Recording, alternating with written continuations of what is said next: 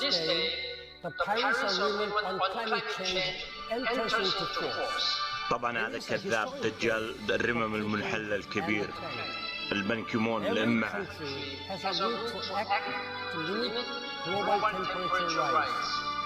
طبعا كل الكلام والعبارات المنمقة والحكي المصفوف المرصوف خرطي تحته يخبئ حروب ومجاعات ونهب ثروات شعوب ودول وتدمير دول إلى آخره. Middle East and North Africa soon to become uninhabitable.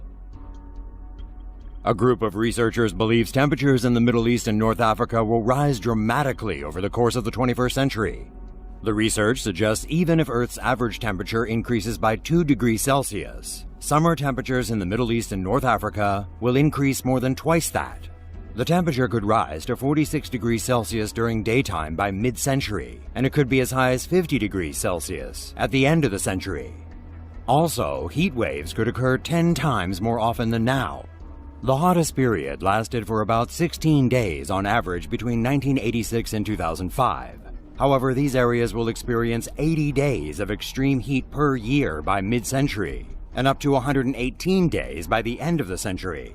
The increasing air pollution caused by desert dust storms could make the environmental conditions intolerable, forcing people to migrate. The United States is the world's biggest economy today, representing 23% of global economic activity.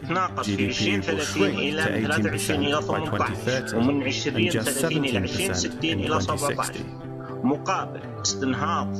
China, which produces about 17% of global GDP today, is expected to pass the US to become the world's biggest economy. It will produce 28% of global GDP in 2030 and should stay at that level through 2060. China's growth and that of other fast-developing emerging countries will be driven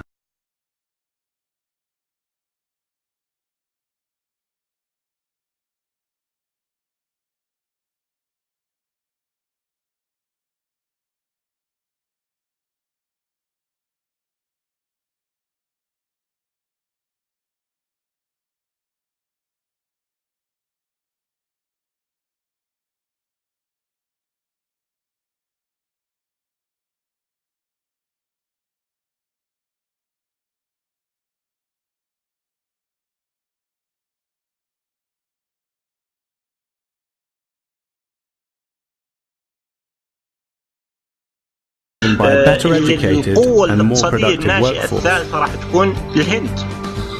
India will also benefit from population growth. It will jump from 7% of global GDP today to 11% in 2030 and 18% in 2060. Population aging, on the other hand, will drag down growth in many countries and regions. The euro area is the world's second leading economy, with 17% of global GDP. As the number of active Europeans declines, Europe's share of the world economy will drop to 12% by 2030 and just 9% by 2060. Japan, which accounts for 7% of global GDP today, faces a similar crisis. Its aging population will push its share of global GDP down to 4% by 2030 and just 3% by 2060. في شيء اسمه القتل الاقتصادي أو القاتل الاقتصادي زي كذا.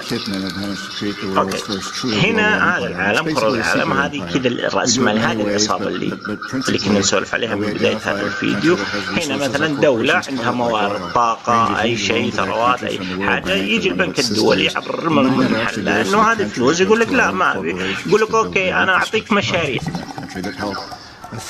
لا انه الجزئيه انه في دول تاخذ فلوس كاش وفي دول تاخذ عن طريق خدمات مشاريع اللي انت تغرق ويوم تغرق يجي البنك الدولي يبغى القسط حق فلوسه فتقعد ايش الدول او الانظمه ان تترجاهم اصبروا هذا فيقول لك لا ناجل مقابل ان ايش اسمح لنا نتغلغل في اقتصادك ننهب ثرواتك وانت فيجي يغول الرأسمالية وكل حاجه ويقتل البراءه الطبيعه كل حاجه من يتصدى لهم مصيره القتل التصفيه الجسديه او القتل او حتى الاجتياح دباباتهم طياراتهم كما صار في دول عدة قبل وحاليا زي كذا. ثم ايش؟ إعادة الإعمار، كذا إعادة الإعمار اللي هي ايش؟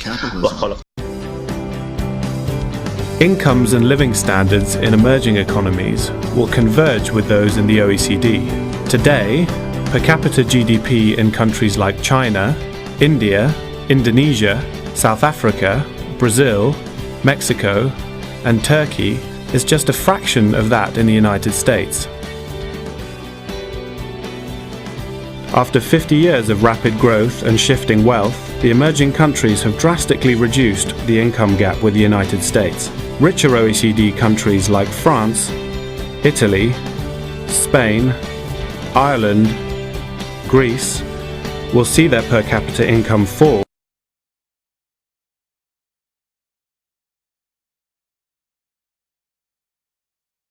Viral form of capitalism.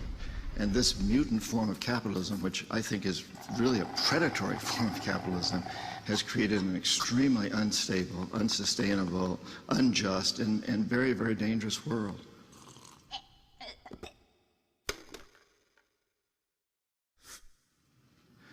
I've met a lot of terrorists. I've interviewed them for books. I've never met one who wanted to be a terrorist. They're desperate people. If we want to get rid of terrorism, we must get rid of the root causes, that cancer that is destroying our whole system. Because I think it's really important that we understand today we cannot have homeland security unless we understand that the whole planet is our homeland.